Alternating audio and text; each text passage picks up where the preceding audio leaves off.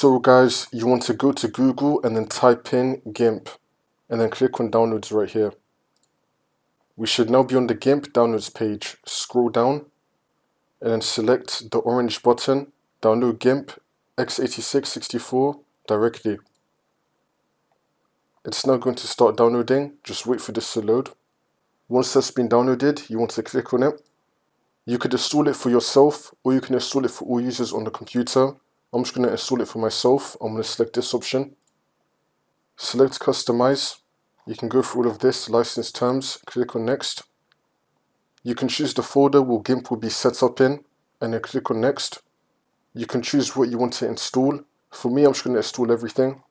I'm going to keep everything ticked and then click on next. I want to have a desktop icon, so I'm going to tick the box and then click on next. Now I'm going to install it. GIMP is now going to start installing. Wait for this to load.